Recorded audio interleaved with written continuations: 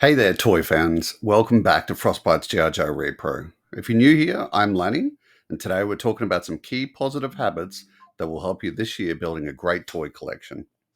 Now, I know a lot of us have been collecting toys for a while now, but I can confidently say that if you adopt the following 10 habits into your life, you'll soon have a nice collection of money and toys at the same time. Sound good? Let's go. So, cracking straight in, the first amazing habit to help you this year is just simply focus. Here's the thing, right? When it comes to recollecting toys, especially the ones we loved as kids, it's tempting to try and collect everything. I mean, there's a nostalgia factor at play here, right?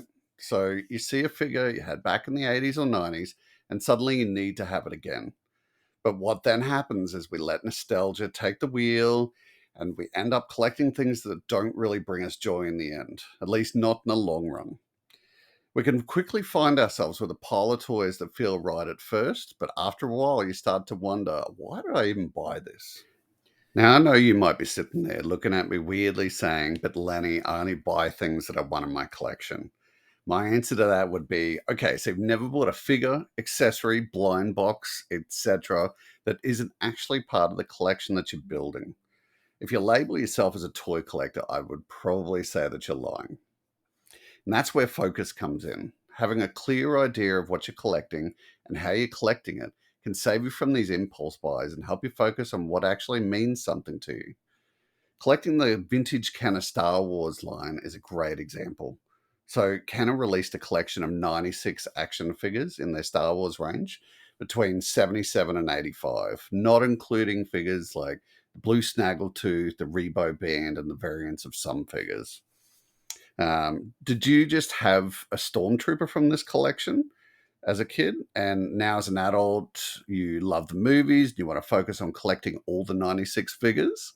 Or do you realize that you only had the vintage stormtrooper from that collection as a kid, and you just focus on getting that one figure that meant something to you?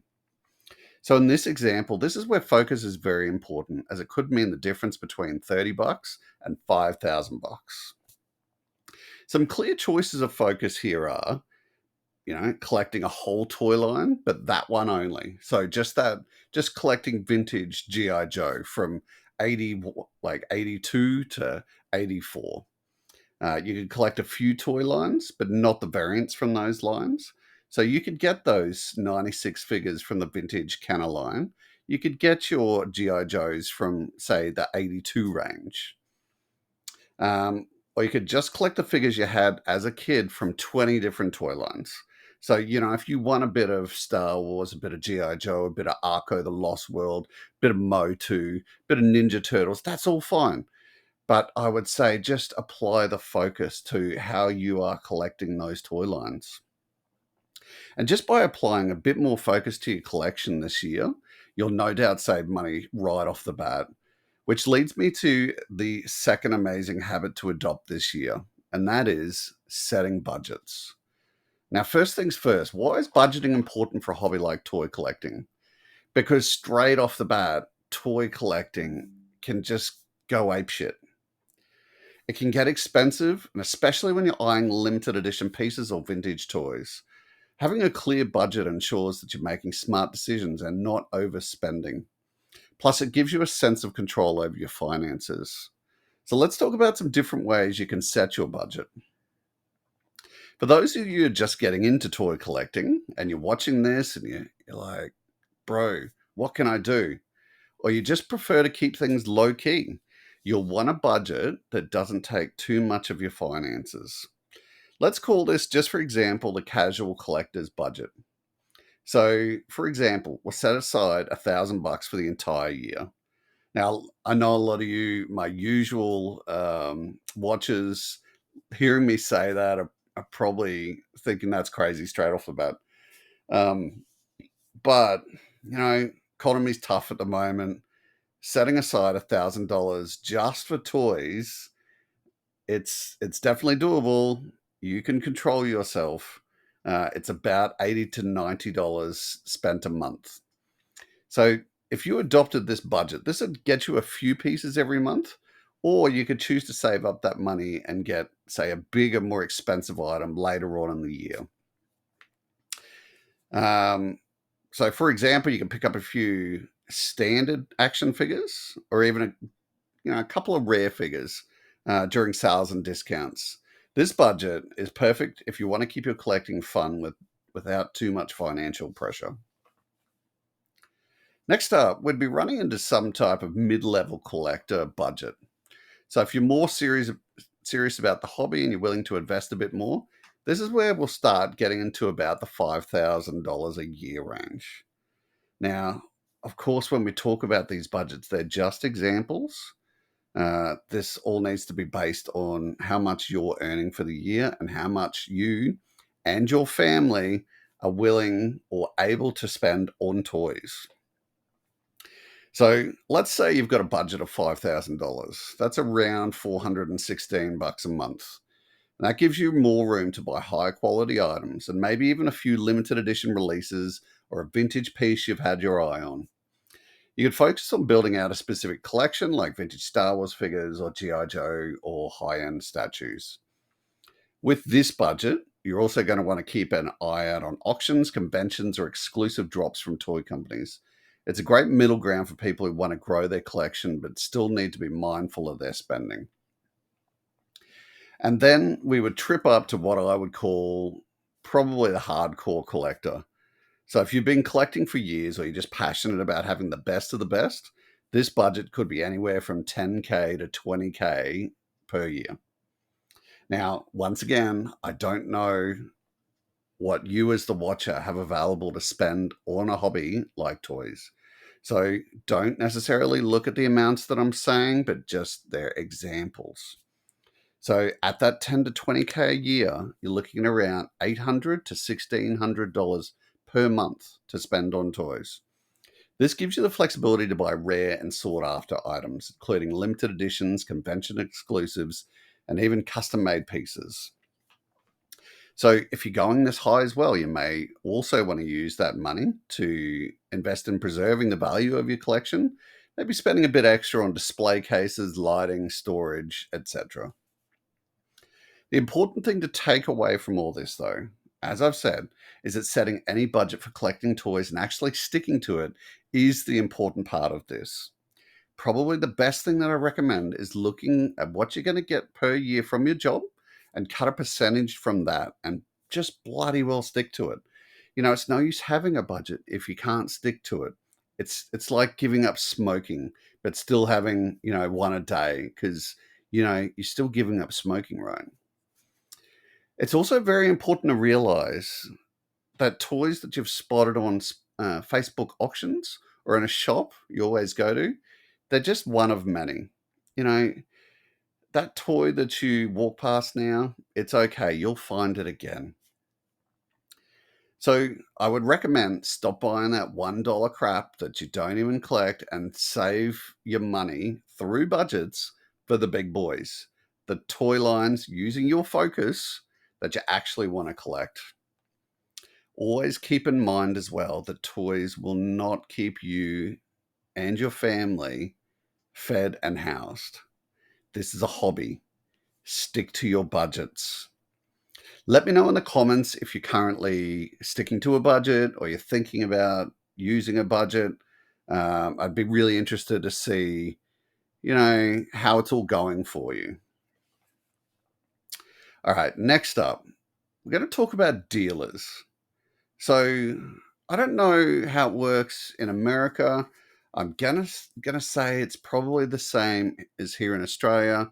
Here in Australia, you know we have certain dealers that I wouldn't touch at all, and then there's dealers where I'm quite happy and excited to buy stuff from. So let's talk about why it's crucial to only buy from reputable dealers when collecting toys. So whether you're hunting for that elusive action figure or trying to complete a childhood set, you don't want to end up with a dud. So today there's three key features for dealers that we look out for. And that to me is reliability, flexible payment methods, and great packaging. Now I've dealt with some absolute shockers over the previous years, and that mostly comes down to our first area, which is reliability. When you're investing your time and money into collecting toys, especially vintage ones, You need to be sure that you're buying from someone who has a proven track record. This means checking reviews, researching the dealer's reputation, and seeing how long they've been in business. Reputable dealers will be transparent about the condition of the items, and they will almost force it on you because they want to ensure that they're doing the right thing by you. So whether they're pre owned or they're mint in box, they'll always be transparent with you. And they'll probably also give you a clear return policy just in case something goes wrong. So this means if you're buying from eBay, check the seller's reviews, but don't just check negatives. Also check positives and neutrals. eBay has had this weird thing recently where sometimes you can't leave negative reviews for people. Um, so yeah, just don't check the negatives. I always feel like it's a great idea to spend time checking reviews according to the amount of money that I'm spending. So if I'm just buying something for $5, you know, it's okay. I'll be okay. But if I'm gonna spend $100, oh my god, let's take a quick look at how that person has been reviewed. Now, if you're looking at places like the Facebook community, look for basic indicators. Does the seller have a photo with their name and date in the pictures? Does their profile clearly show where they're from? And, does it look like somewhere around your community or is it somewhere in Romania? Ask for references from other people in the relevant toy communities. It's probably reasonably rare unless that person is thrift shopping that person has sold to other people in your community before. So ask around and don't just ask in groups if people have dealt with the guy before. Um, you know, Remember things like if the deal looks bad, don't do it. It doesn't matter if it looks like you're buying a gold mine of toys for $20. Don't do it if you have no reason to trust them. A recent experience I had was a lady selling a whole bunch of Star Wars vintage figures in a Facebook group. She was from country Victoria, which is a while away from me, and she was only doing pay ID. There was no pictures pieces of paper in the pictures. Everything was just sort of off, and it seemed too good to be true was the big indicator for me. So as much as I didn't like it, I had to say no to her and just move on with life. So reliability also covers these people standing by what they sell. I know sellers in the Australian community that would stand behind $15,000 sales. If there's a problem, they will solve it. Now, moving on to payment methods. They're an important indicator of trust to me. Generally, I use two levels of trust with payment. If I haven't dealt with someone before, I PayPal goods and services everything. And I also pick up the tax for the goods and services. So, the seller isn't out. If I trust them a bit and the amount is low, as in I can afford to lose it, say you're $5 or $20, I PayPal family and friends. If I really trust someone, I'm happy to do bank transfers as well or pay ID. There's currently only about 5 people in Australia that I would bank transfer, which says something about those sellers and my trust for them. Now, lastly, we go on to packaging. You might be thinking, oh, what's the big deal about packaging? And I would say if you've been collecting toys for a little while, you would understand the big deal about packaging. So when you're collecting toys, especially older ones, condition is everything. You can get an awesome toy in perfect condition, but if it's shipped poorly, it could arrive damaged or, even worse, broken. Good dealers understand this and they put a lot of care into their packaging. Look for dealers who use sturdy boxes, bubble wrap, and other protective materials to ensure that your toys arrive safe and sound. A reputable dealer will make sure your item is properly cushioned and they'll likely even include a little note thanking you for your purchase. It's that attention to detail that separates the pros from the amateurs. So, little example of when packaging went wrong for me. I once received a vintage snowcat in a box with no packaging at all. Literally just the postbox and a snowcat had been put into it. To make things worse, it traveled from like the other side of the country to me. Not surprisingly, when it rocked up, it had one of its front wheels broken off. And of course, that then started a blame game of whose fault it was. I've since cut that guy off. So, if you're still asking how finding a good dealer with all these amazing traits will help you this year, easy. Find a great seller, trust them, focus a lot of your sales on being from them, and strike up a good buyer seller relationship and nurture it. Pretty soon, the seller will probably be happy to start rewarding their loyal customer with discounts or extra inclusions. Next up, another thing to help your toy collecting journey is just simply friends.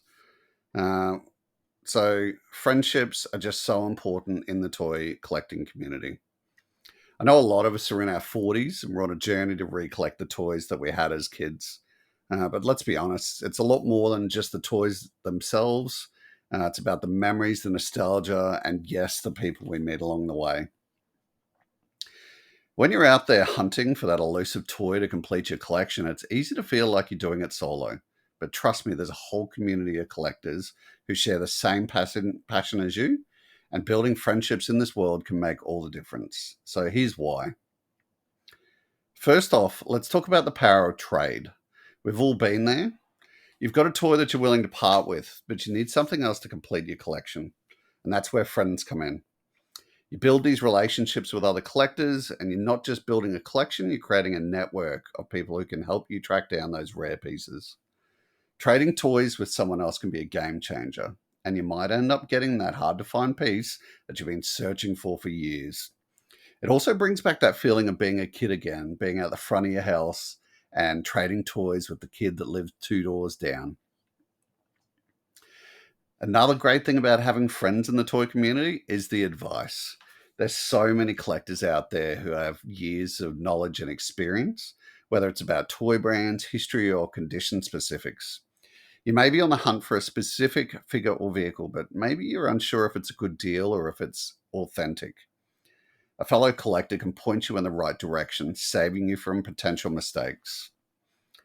And also, lastly, don't forget about the sales alerts. So sometimes someone in the community might see a deal online or at a local shop that you've missed.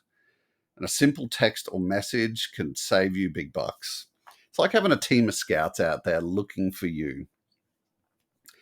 But it's not just about the trades, deals, or advice. It's also about the connection, the camaraderie. It's incredible to meet people who understand exactly why you're so passionate about these toys. You share stories, memories, and even have a laugh about the good old days. It's like finding a group of people who just get you.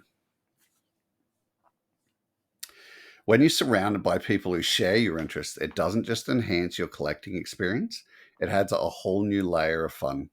And let's be honest, we could all use a few more friends who appreciate the thrill of finding that mint condition action figure, right?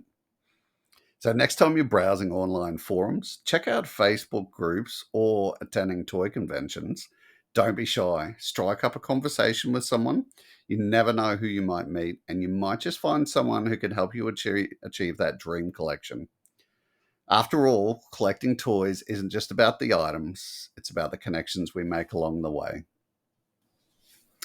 Okay, the next amazing habit to actually implement this year is the storage and displaying of figures.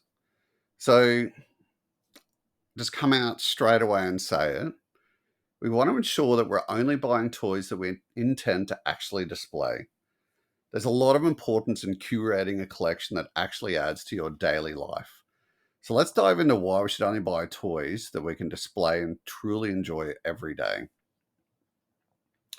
We know that as we get older, it's easy to fall into the trap of thinking that collecting more is always better. You might start with a few items here or there, thinking you'll display them, but before you know it, your collection grows into something that's, a bit more chaotic than you intended. I'm guilty of it. I'm trying to correct it now. And that's why, I've included it into this list of things to do this year. Um, I'm just starting to find that having things sitting in boxes doesn't help me at all.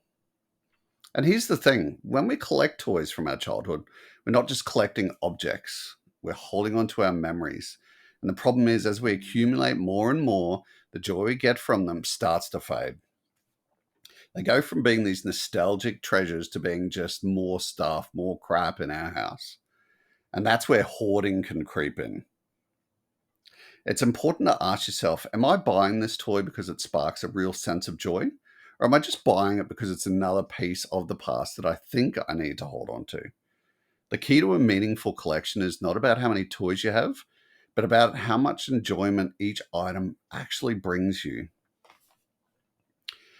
Have a think about it. When you bring a toy into your collection, you want to have a chance to actually look at it, right? Admire it and be reminded of those happy memories. But if you're cramming every toy you find into boxes or packing them away, you're missing out on all of that experience. All those toys you've hoarded will just become clutter. And eventually, you might even forget why you bought them in the first place. One of the best things about collecting is creating a space that brings you joy every day. When you display your toys, whether it's a shelf in your office, such as the one behind me, or the cabinets, or a corner of your living room, or even, dedicated display cases. Thank you, IKEA.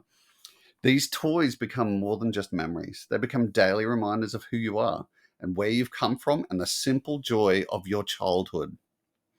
Here's the real magic. The more you enjoy collection, the more your appreciation for it grows. But if you're hoarding things you don't even look at, you're not getting the full benefit of that money that you're spending.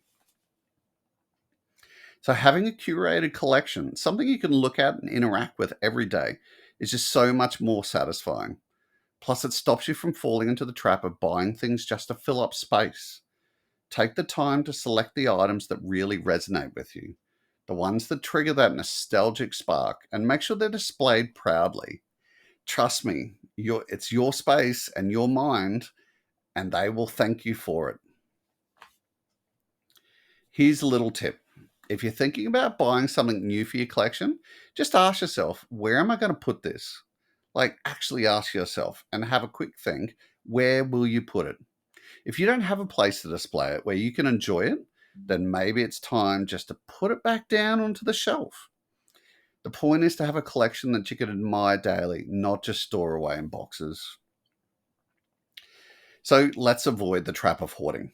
Let's focus on creating a collection that reflects who we are today while honoring the memories of our past. It's all about finding balance. Remember, don't just collect for the sake of collecting. Collect what sparks joy and make sure you can appreciate it every single day. That way, your toys won't just be relics of the past, they'll become part of your everyday life. Now, I'm going to move on to another habit that will be positive for your toy collecting this year, and that is condition. So, as collectors today, we've learned that getting our hands on a vintage collection isn't always about finding mint condition pieces. It's about the joy of the hunt, and of course, enjoying the toys while we build something special over time. So, for our next habit, we're talking about the importance of considering the condition of the toys you collect. Specifically, how to start with beta versions of figures and slowly work your way up to complete mint condition pieces. So let's face it, when you're looking to start a collection of a toy line, it's easy to get overwhelmed. Whether you're eyeing off classic G.I. Joe figures or Star Wars figures or even Masters of the Universe, or maybe you've got your heart set on completing a Transformers collection, there's one thing that's almost guaranteed. Not every toy will be in perfect shape. But here's the deal, that's okay. In fact, it's actually a great strategy to start with what we call beta versions. Now, if you don't know what a beta is, they're toys that are used, maybe even a little beat up, and they might have faded paint, they might have missing parts, or even broken limbs. But here's the thing, this doesn't make them any less important to your collection. In fact, when you're starting out with a collection, beta versions allow you to get a full lineup without spending a whole bunch of cash straight up. You see, the beauty of starting with beta toys is that they give you a foundation for your collection. You get the whole collection first, complete with the nostalgia and satisfaction of having each piece, even if they're not perfect yet. The key here is to enjoy the collection you're building as you go along without stressing over the condition of the figures. These toys are meant to be played with, displayed, and remembered. So don't worry if they're not mint from the start. Here's the plan. Once you get your beta collection in place, then, and only then, start looking for better conditioned figures to replace each individual figure. So maybe you'll find a complete figure with its original accessories, or one that's just in a bit better shape overall than the one you already own. You don't have to rush it. Take your time, because that's what makes toy collecting hunts so fun. So take, for example, this one. Check it out. Hard to find, broke crotch. So it's a perfect example of what you're working towards. Eventually, you'll have a collection that's not only complete, but it's also in great condition. Here's the thing. You're still going to enjoy the process all the way through, but because you've been enjoying a collection from day one, even those first pieces were a little rough around the edges. This guy's broke crotch, it's okay. I've reproed the weapon, the torch. His webbing is real. Eventually, I'll find the real weapon. Eventually, I'll find the real torch. I've got the webbing. I'm pretty sure I've got the backpack there. Just take it easy. Go as you go. Starting with beaters means that you're not just waiting for that perfect complete collection before you get to enjoy it. You're living with your collection the whole time, appreciating the history, the character, and the memories that come with each piece. Plus, let's face it, collecting is a journey, and part of that journey is enjoying the progress as you go. At the end of the day, collecting toys isn't just about acquiring the perfect pieces. It's about joy that they bring to your life. And as you slowly replace those beta figures with the more complete or mintier versions, you'll have the satisfaction of seeing your collection evolve. And all along the way, you'll have had the chance to enjoy it. No matter what condition your toys are in when you first get them, they're yours. And they represent something important, which is the moments from your childhood. So don't be afraid to start with beta figures, guys. It's a great way to dive in a collection without breaking the bank. And remember, the real joy of collecting is enjoying the toys, no matter their condition, while you work out your way towards building something truly special. Start small, build it up, and cherish every step of the process. Okay, the next thing we're going to talk about is community. So, joining communities, different from just having mates who collect things. I'm talking about the people who share your passion, knowledge, and can help you score some great deals. But they may not be people you talk to all the time. They just are people that share a passion in the same group you're in. So, we're going to talk about the importance of joining communities for your toy lines that you're collecting and how being part of these groups can make you and your journey so much more rewarding. First up, let's talk about online sales groups. So these aren't necessarily groups that people go to discuss things. They may be online sales groups on Facebook where collectors come together to buy, sell, and trade. These groups are gold mines if you're looking for specific pieces. Not only do you get access to rare items that aren't always on eBay, but the prices tend to be more reasonable because you're cutting out the middleman. Here's how it works.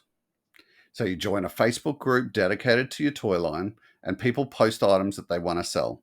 Sometimes you'll find a listing for a figure that you've been hunting for ages, and you might even snag it at a fraction of the price that you pay at an auction site like eBay. But the real beauty of these groups is the community. You get to know the other collectors. You'll pick up tips on where to find the best deals, what to look for when you're evaluating the condition of a piece, and even get insight into what's really rare versus what's just hyped up. Plus, these groups are often filled with people who are more than willing to share their knowledge and experience, which can save you a ton of time and money. Next up, we're looking at Facebook toy line interest groups. So these are different from your sales groups. Instead of just focusing just on buying and selling, they're all about the toys themselves, the history, different versions of figures, and even in-depth discussions about the storylines behind the toy lines. And you might even find that groups like this don't allow sales. We have that in Australia. We have a massive national Transformers group, and they don't allow sales in that group. They only allow it in the sister sales group, so they clearly delineate between the two. Here's the real value of these groups, though. They're not just for making purchases, they're a treasure trove of knowledge. You'll find collectors and experts who have been at it for decades and who can tell you everything there is to know about a specific figure's variants, accessories, or even its production history. And this is where you can really start to feel like you're part of the community that shares your passion. You'll find people who remember the same childhood moments you do, and they'll share their collecting journeys with you. They'll also let you know about things like hidden gems, figures or accessories that are often overlooked but actually hold a lot of value or nostalgia. Um, okay, and then let's talk now about physical shops in your area. Whilst online groups are great, sometimes there's nothing like stepping into a local store and seeing those toys in person. You can actually touch them, inspect them, and get a real sense of their condition before you make the purchase. Plus, local toy shops often have exclusive deals, things you may not find in online groups. One of the best parts of supporting local groups is the connection you make with the owners and other collectors in the area. These guys are often experts themselves. They have to be. They're selling the stuff. They know where to find rare items, which stores have hidden treasure, and sometimes they'll even let you know when they're getting in a new batch of toys.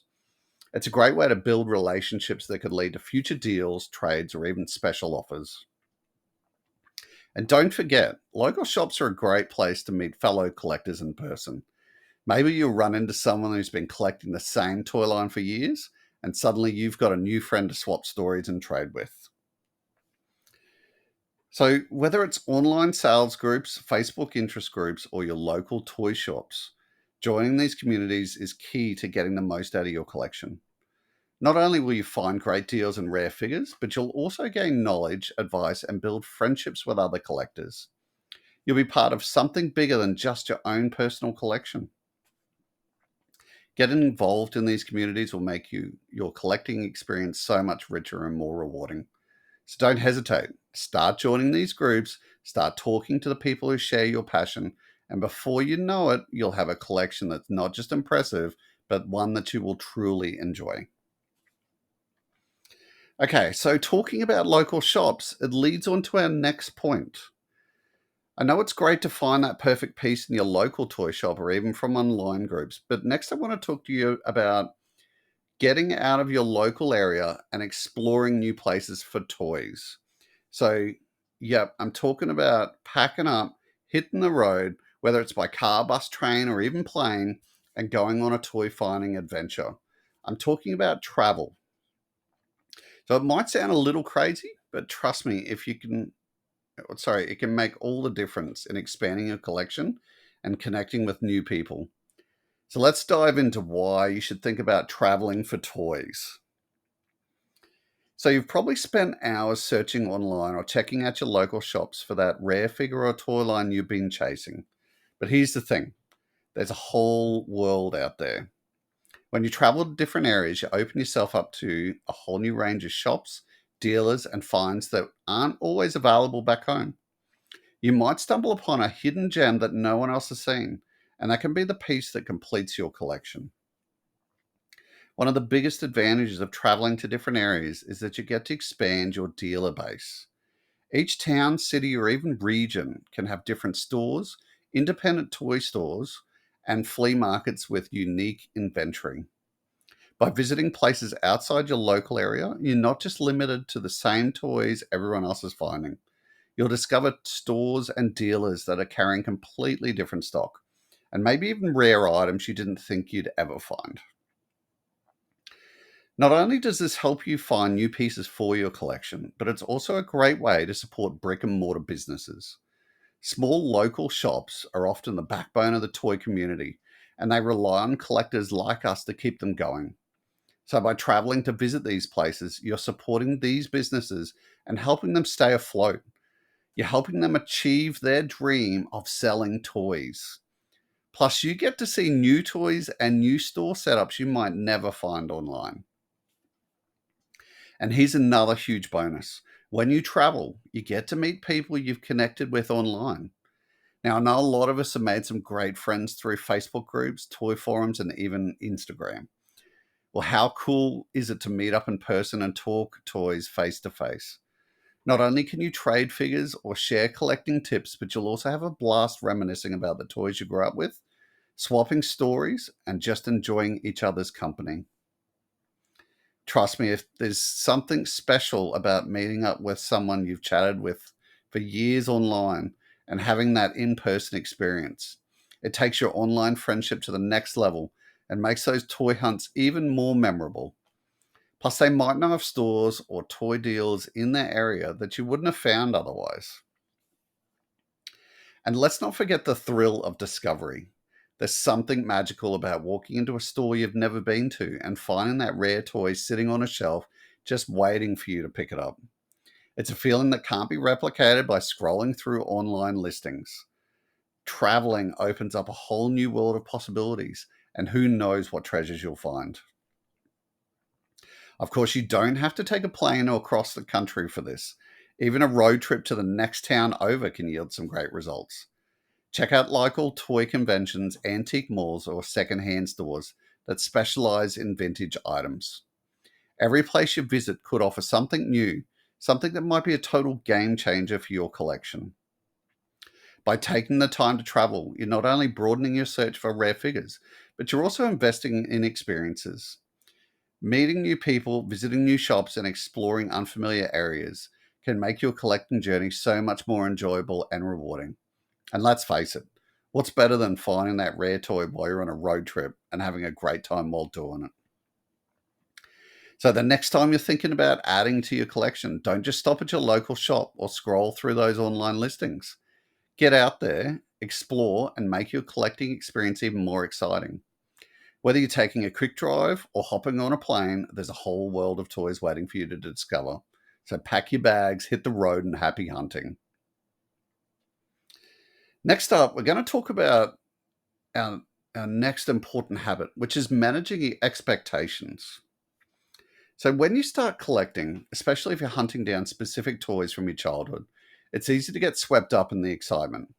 But here's the thing, sometimes you won't find what you're looking for right away. Or even worse, you might come across something that's way out of your price range. And that's where managing your expectations comes in.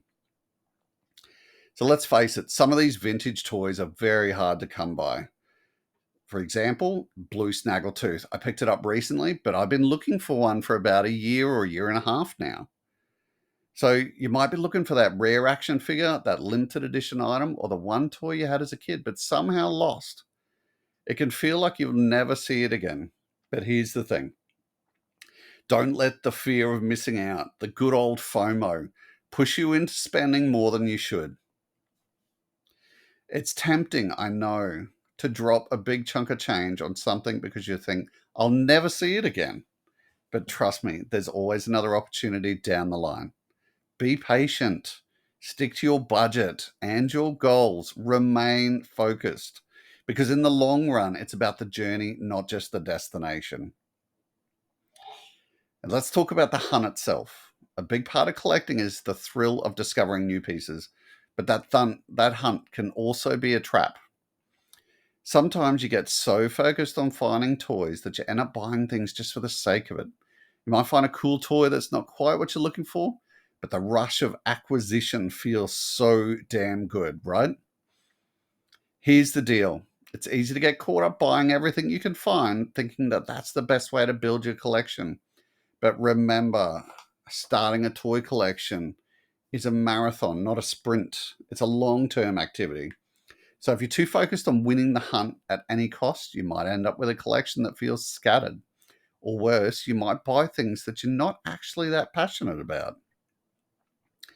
What you want to do is take your time, enjoy the hunt. Every toy you add to your collection should feel like a piece of your story.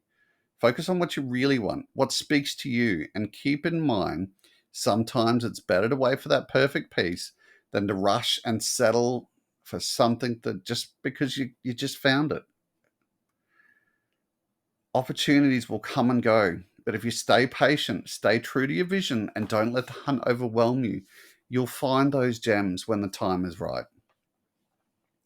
So just remember, take your time, manage your expectations. Don't rush to buy every toy you come across. Collecting is a journey, and the joy is in the search. If you do that, you'll not only build a great collection, but you'll make sure it's a collection you love. Okay, lastly, I want to talk to you about something that I feel is super important for your collecting journey, and that is not listening to the haters. Like any community, you will meet some amazing people, and you'll also meet some people that should just crawl back under the rock that they came from. You've no doubt encountered these people already in the toy community.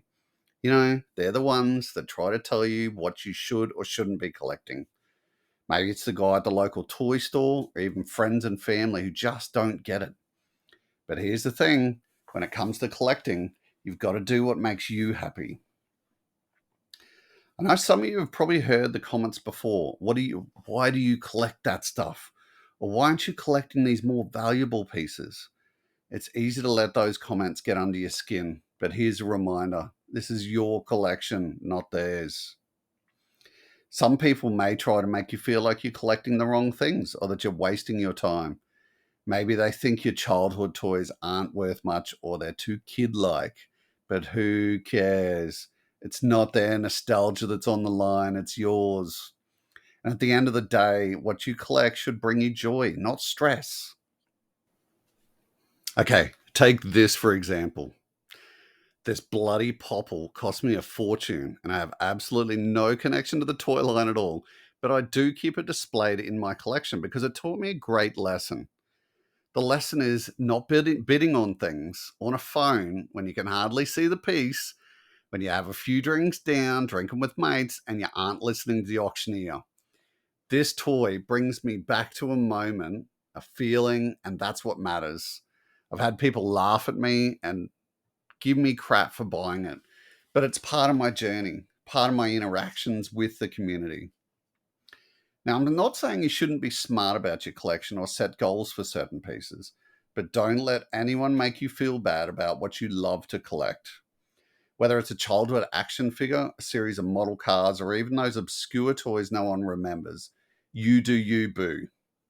If it sparks joy, it's worth collecting. Sometimes the most meaningful collections are the ones that don't follow the crowd. Who cares if someone else thinks your collection doesn't fit in with what's popular? It's not about keeping up with the trends, it's about keeping up with your happiness.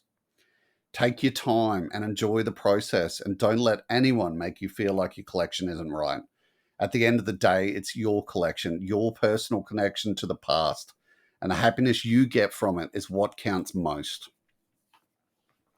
So just remember, collect what you love. Don't listen to the haters or the naysayers, whether it's the most sought after rare item or that simple piece that makes you smile. It's about what you want in your collection. Enjoy the hunt, enjoy the memories, and most importantly, enjoy the journey. So that wraps up the video on successful collecting habits. Let me know in the comments how many of these habits that you currently follow. And also, if you have any that I didn't mention, let me know in the comments. I look forward to seeing you all in my next video. Until then, stay frosty.